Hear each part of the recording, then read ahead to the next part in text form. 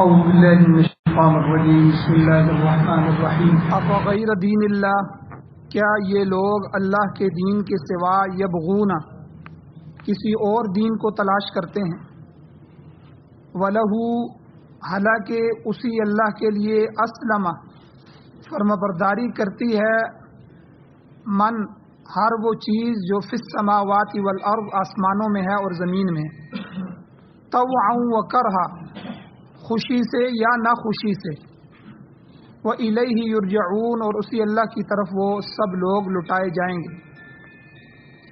قل اے میرے نبی آپ کہہ دیجئے آمنا باللہ کہ ہم ایمان لائے ہیں اللہ پر، وما انزل علینا اور اس پر جو نازل کیا گیا ہے ہمارے اوپر، وما انزل علی ابراہیم و اسماعیل و اسحاق و یعقوب والاسباط اور وہ کتابیں وہ احکامات جو نازل کیے گئے ہیں ابراہیم، اسماعیل، اسحاق، یعقوب اور ان کی اولادیں علیہم السلام پر، وما اوتی موسیٰ و عیسیٰ والنبیون من ربہم اور اس چیز پر بھی ہم ایمان لائے ہیں جو دیا گیا ہے موسیٰ علیہ السلام کو اور عیسیٰ علیہ السلام کو، والنبیون اور تمام نبیوں کو، من ربہم ان کے رب کی طرف سے، لا نفرق بین احد منہم ہم نہیں تفریق کرتے ان میں سے کسی ایک کے درمیان، وَنَحْنُ لَهُ مُسْلِمُونَ اور ہم اسی اللہ کی فرمانبرداری کرنے والے ہیں، اسی کے لیے ہم مسلمان ہیں، تسلیم ہیں۔ وَمَن يَبْتَغِ غَيْرَ الْإِسْلَامِ دِينًا اللہ نے ضابطہ بیان فرمایا جو شخص اسلام کے سوا کسی اور دین کو لے کر آئے گا، کسی اور دین کو تلاش کرے گا، فَلَن يُقْبَلَ مِنْهُ پس ہرگز اس سے وہ قبول نہیں کیا جائے گا، وَهُوَ فِي الْآخِرَةِ مِنَ الْخَاسِرِينَ اور وہ شخص آخرت میں نقصان اٹھانے والوں میں سے ہوگا۔ سورہ آل عمران کی آیت نمبر 83، 84 اور 85 یہ 3 آیتیں تلاوت ہوئی ہیں۔ ان کے درس کا ایک حصہ کل گزر چکا ہے، آج دوسرا حصہ ہے۔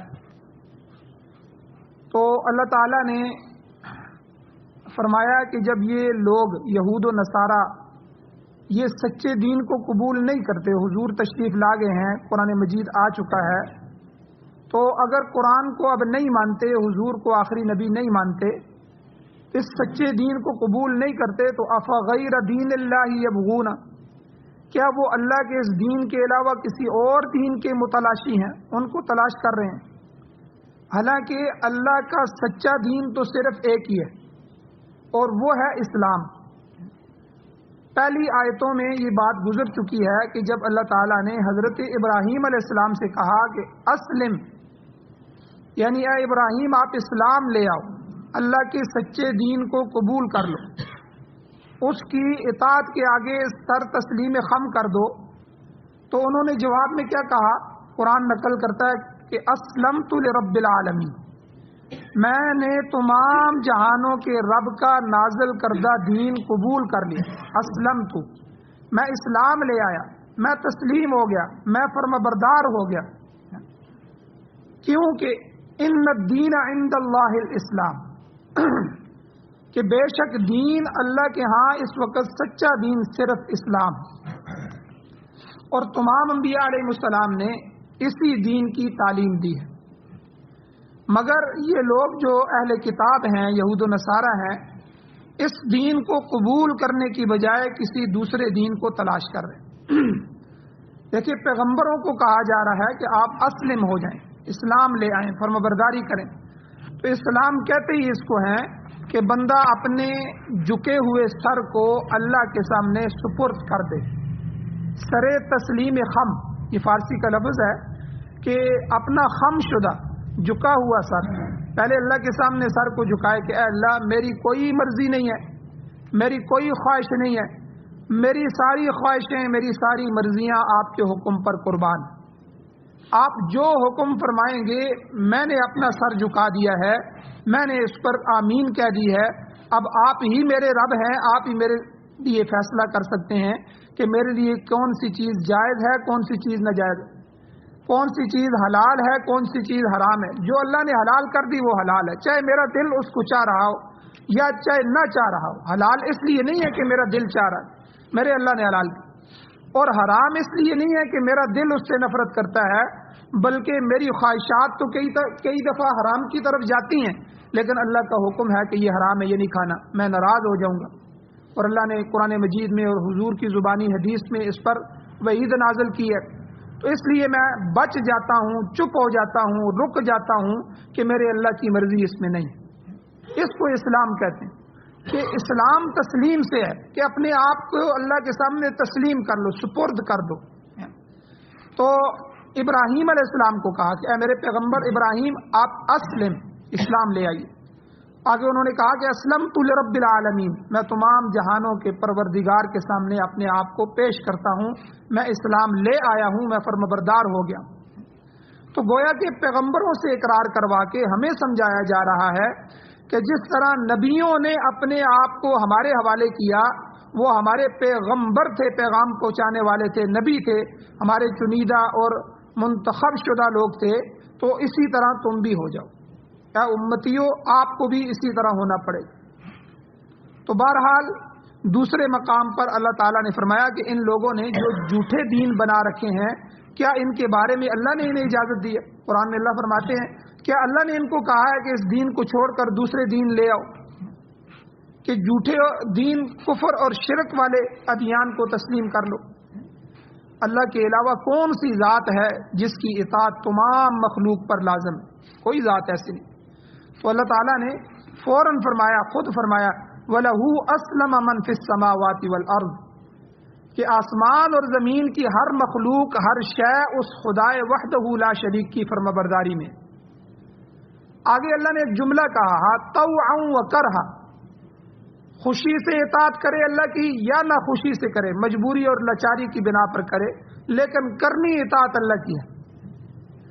اب یہاں سے علماء نے یہ مسئلہ بیان کیا ہے کہ جو اللہ نے ہمیں احکام دیے ہیں، ہماری زندگی میں اللہ کی طرف سے جو معاملات ہوتے ہیں وہ دو طرح کے ہیں، ایک تکوینی احکام ہے، تکوین، اور ایک تشریعی احکام ہے، شرعی احکام، شریعت کے احکام۔ حضرت خضر علیہ السلام جو تھے وہ تکوینی نبی تھے، یعنی اللہ تعالیٰ نے کچھ تکوینی امور پر لوگوں کو مقرر کیا ہوتا ہے، جس طرح فرشتے اللہ کے حکم سے ہمیں نظر نہیں آتے، بہت سے کام سر انجام دے رہے ہیں، اس طرح لوگوں میں سے بھی بہت سے لوگ جو ہیں ایسے ہیں جو اللہ تعالیٰ نے ایسے اہل خدمت قسم کے لوگ جو اللہ نے اس تکوینی نظام کو چلانے کے لیے منتخب فرمائے ہیں اور ان پر لگا دیا، جن کو تصوف والوں کی اصطلاح میں غوث بھی کہتے ہیں، ابدال بھی کہتے ہیں، قطب بھی کہتے ہیں۔ یہ اہل خدمت حضرات ہوتے ہیں، مخلوق پر ان کو اشکارا نہیں کیا جاتا، بہت اللہ والے لوگ جو ہوتے ہیں کچھ لوگ ان کو پہچانتے ہیں۔ تو حضرت خضر علیہ السلام بھی انہی میں سے تھے۔ اب موسیٰ علیہ السلام کے دل میں خیال پیدا ہوا کہ اے اللہ، یہ جو آپ نظام چلا رہے ہیں تو یہ نظام کس طرح چل رہا ہے؟ تو 15ویں سپارے میں سورہ کاف کے آخری رکوع میں، 15ویں سپارے کے آخری رکوع میں، سورت کا آخری رکوع نہیں ہے، 15ویں سپارے کا آخری رکوع، وہاں سے حضرت موسیٰ علیہ السلام اور حضرت خضر کا واقعہ شروع ہوتا ہے اور 3-4 رکوع آگے جاتا ہے۔ تو اس میں اللہ تعالیٰ نے ان کو کہا کہ اچھا آپ فلاں جگہ فلاں دریا کے پاس جائیں، وہاں میرا ایک بندہ ہوگا، آپ نے اس کی اطاعت کرنی ہے، آپ نے اس کے ساتھ چلنا ہے۔ اب جب موسیٰ علیہ السلام وہاں پہنچے تو وہاں دیکھا کہ ایک بزرگ ہیں جو وہاں کھڑے ہیں، تو ان کو اپنا تعارف کروایا۔ انہوں نے کہا کہ ٹھیک ہے، مجھے بتا دیا گیا ہے آپ نے میرے ساتھ چلنا ہے، لیکن شرطیں ہیں۔ شرط یہ ہے کہ آپ نے میرے ساتھ صبر کرنا ہے، میں کوئی عمل بھی کروں تو آپ نے بولنا نہیں ہے، کیونکہ انہوں نے وہ عمل کرنے تھے جو شرعی طور پر جائز نہیں تھے، لیکن تکوینی امور میں اللہ نے ان کو لگایا ہوا تھا۔ مثلا اشارتاً کر دیتا ہوں، جس کشتی میں وہ سوار ہو کر دریا کو پار کر رہے تھے، جب وہاں جا کے دریا، اب اس کشتی والے نے کرایہ بھی نہیں لیا، کوئی اللہ کے ولی آگے ہیں میری کشتی میں بیٹھے ہیں، نہیں جی میں کرایہ نہیں لیتا آپ سے، جس طرح علماء کا لوگ احترام کر دیتے ہیں۔ تو یہ 2 نبی تھے، اس آدمی کو نہیں پتا تھا، لیکن چہرے سے بزرگ تھے، اس نے کہا میں کرایہ نہیں لیتا۔ اب جو ہی یہ کشتی اس طرف دریا کے لگی، ان کو اتارا تو حضرت خضر علیہ السلام نے اس کے پھٹے اکھاڑ دیے۔ اب دیکھیں موسیٰ علیہ السلام کو غصہ آ گیا کہ بھئی اس آدمی نے ہمارے اوپر احسان کیا، ہم سے کرایہ نہیں لیا، اور دوسرا آپ نے اس کی نئی کشتی ہے اس کے جو ہے پھٹے آپ نے اکھاڑ دیے۔ اب خضر علیہ السلام نے کہا کہ یہ ایک بات ہو گئی ہے، ایک دفعہ آپ کو میں نے کہا تھا شرط کہ آپ نے خلاف ورزی کی ہے، میں نے کہا تھا جو کچھ بھی کروں آپ نے بولنا نہیں ہے، اس میں اللہ کی حکمتیں ہیں جو میں کر رہا ہوں، مجھے اسی کا حکم دیا گیا۔ خیر موسیٰ علیہ السلام نے کہا اچھا ٹھیک ہے اب چلتے ہیں، اب میں نہیں بولوں۔ اب جب آگے چلے تو ایک بچہ تھا، اس بچے کو انہوں نے بلکہ ایک بچہ تھا، بچے کو انہوں نے پکڑا اور اس بچے کو قتل کر دیا۔ اب ظاہر بات ہے معصوم ذات ہے، اس کو قتل کرنا ٹھیک ہے، اس کو مار دینا تو یہ شرعی طور پر تو جائز نہیں تھا، لیکن تکوینی امور ہے، اللہ جس کو مارے جس کو زندہ کرے۔ اور اسی طرح تیسرا واقعہ یہ ہوا کہ جب وہ تھکے تھکائے اس بستی میں پہنچے آگے تو بستی والوں سے انہوں نے کہا کہ بھئی ہمارا کوئی اکرام کرو، ہم دور سے آئے ہیں، کوئی کھانا شانا کوئی اکرام کرو۔ تو انہوں نے کہا کوئی کھانا شانا نہیں ہے، یہاں سے آگے چلے جاؤ، ہم آپ کا کوئی اکرام نہیں کرتے، یعنی ایسی بے اکرامی کی۔ لیکن خضر علیہ السلام نے موسیٰ علیہ السلام کو کہا کہ ہم نے اس دیوار کو، بستی والوں کی یہ جو دیوار ہے، اس دیوار کو، گری ہوئی دیوار کو تعمیر کرنا ہے۔ اب تھکے ہوئے تھے اور دونوں مل کے جو ہے اس دیوار کو تعمیر کر رہے ہیں، دونوں پیغمبر۔ اب جب وہ دیوار تعمیر ہو گئی تو موسیٰ علیہ السلام سے رہا نہیں جا سکا، تو بچے کے قتل پہ بھی بول پڑے۔ پھر انہوں نے کہا کہ آپ کو میں نے کہا تھا کہ آپ نے بولنا نہیں ہے۔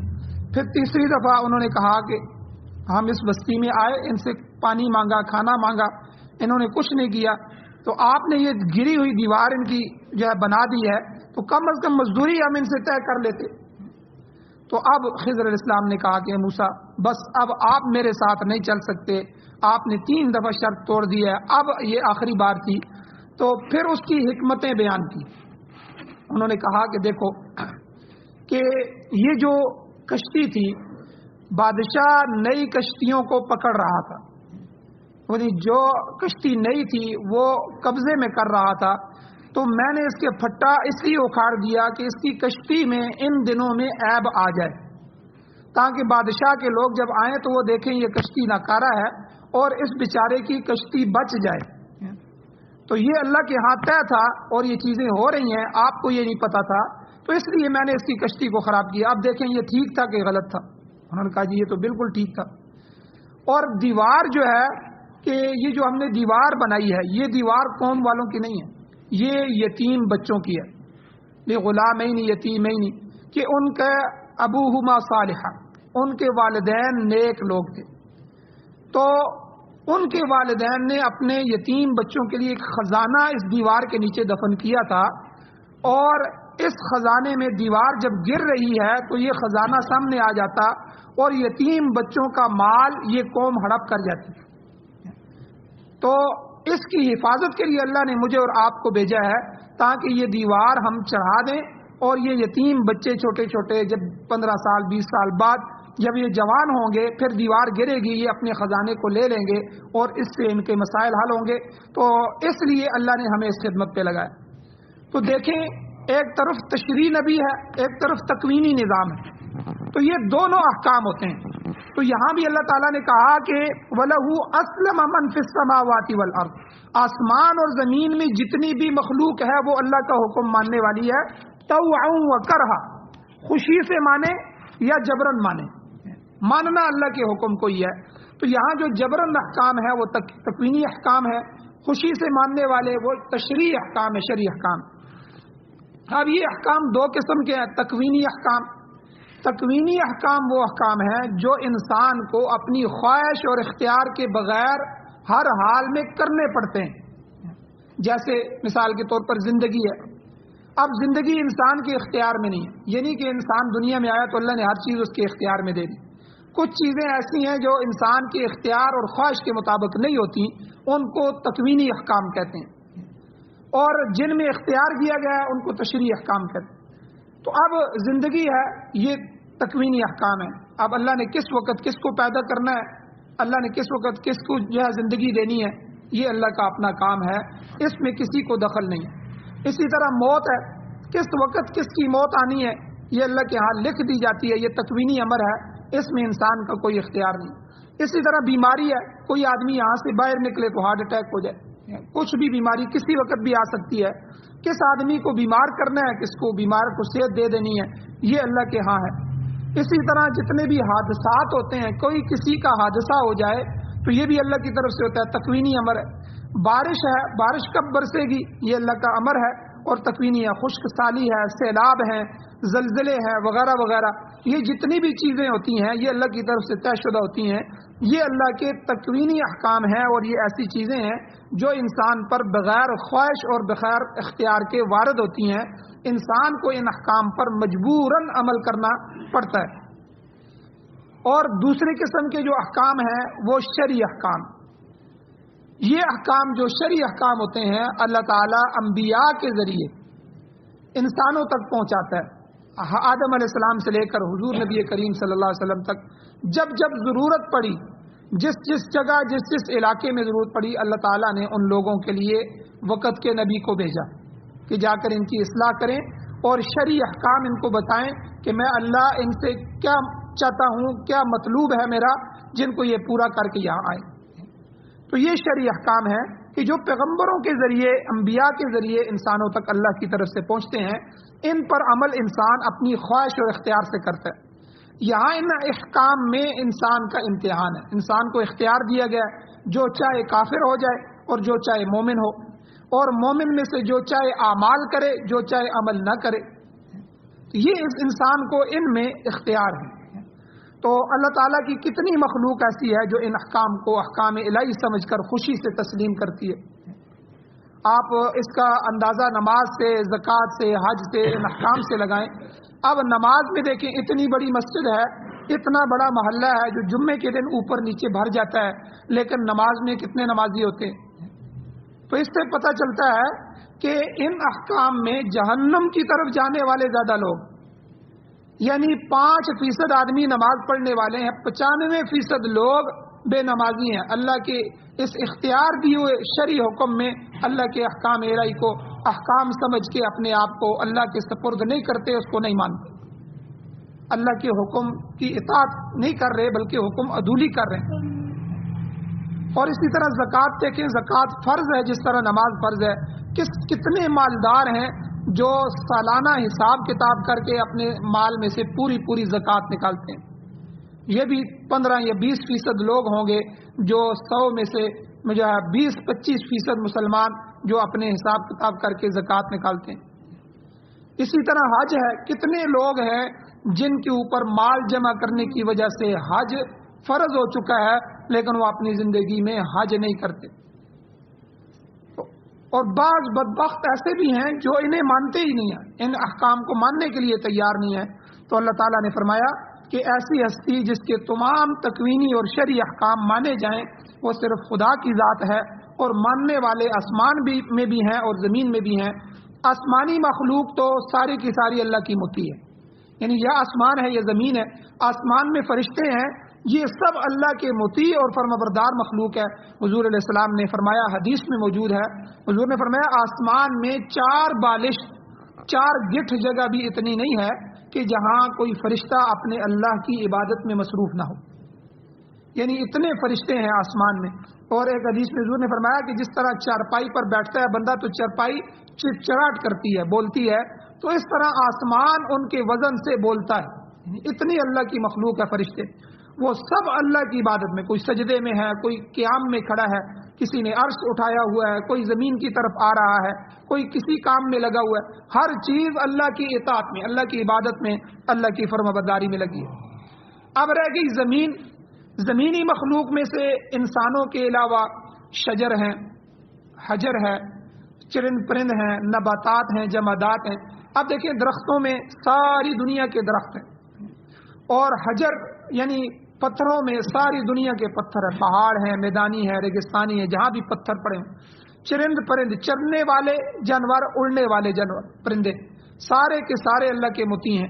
नबातात और जमादात जितने भी हैं, ये जितनी उगने वाली सब्जियां, फल, पौधे और इसी तरह जमादात, जमी हुई चीज़ें जितनी भी हैं, ये सब की सब अल्लाह के तकवीनी अहकाम के तामील करते हैं। कोई पत्ता भी अल्लाह के हुक्म के बगैर हरकत नहीं करता।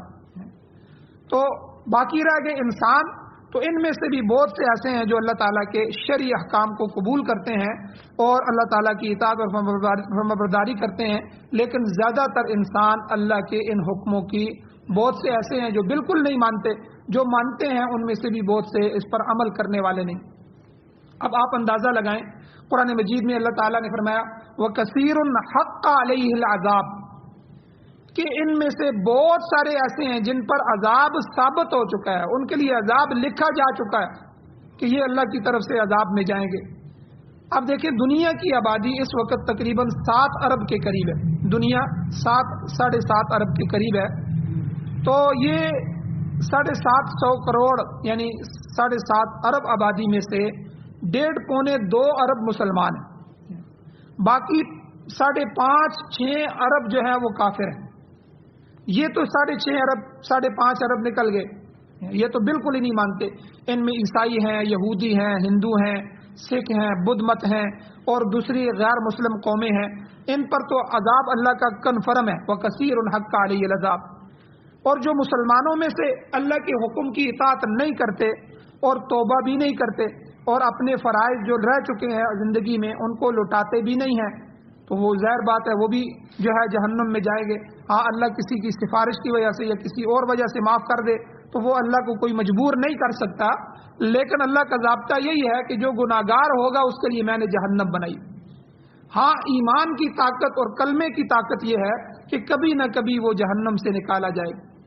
تو اس لیے دنیا میں سے اللہ جہاں بھی قرآن میں تذکرہ کرتے ہیں کہتے ہیں قلیلا ما تشکرون، بہت تھوڑے ہیں میرے جو شکر کرنے والے ہیں، بہت تھوڑے ہیں جو ایمان والے ہیں، بہت تھوڑے ہیں جو مسلمان ہیں، جو ماننے والے ہیں، فرمانبردار ہیں۔ تو یعنی یہ گویا کہ اللہ کا اپنی مخلوق سے گلہ ہے قرآن مجید میں۔ تو یہاں بھی اللہ نے فرمایا وَكَثِيرٌ حَقَّ عَلَيْهِ الْعَذَابُ، بہت سے ایسے ہیں جن پر اللہ کی سزا ثابت ہو چکی ہے۔ تو تکوینی احکام کو تو ماننا مجبوری ہے، وہ تو مجبوراً ہے، مگر شرعی احکام پر عمل کرنے کے لیے کوئی تیار نہیں ہے۔ تو ایسے لوگ اللہ کی گرفت سے بچ کر کہاں جائیں گے؟ اللہ فرماتا ہے آگے اگلی حصے میں آیت کے وَإِلَيْهِ يُرْجَعُونَ، وہ سب کے سب باہر صورت اپنے مالک الملک کی طرف لوٹ کر جائیں گے، اسی کی طرف لوٹائے جائیں گے، اس کے سامنے پیش ہوں گے اور ہر ایک آدمی سے اس کے عقیدے اور عمل کے متعلق باز پرس ہوگی کہ تمہارا عقیدہ کیا تھا، عقیدہ ٹھیک تھا کہ نہیں ٹھیک تھا، پھر عمل کیا ہے کہ نہیں کیا۔ تو یاد رکھنا چاہیے کہ کافر ہو، مشرک ہو، یہودی ہو، عیسائی ہو اور تمام غیر مسلم اگر اللہ کے سچے دین کو نہیں مانتے تو پھر وہ کس دین کو مانیں گے؟ کیا کوئی ایسی ذات ہے جو اللہ کے علاوہ انہیں کوئی سچا دین مہیا کر دے؟ یہ کس دین کے متلاشی ہیں؟ دین عطا کرنے والی ذات تو فقط وہ ذات واحد ہے، وہ اکیلی ذات اللہ کی ہے۔ اللہ جل شانہ سے دعا ہے اللہ ہمیں عمل کی توفیق عطا فرمائے۔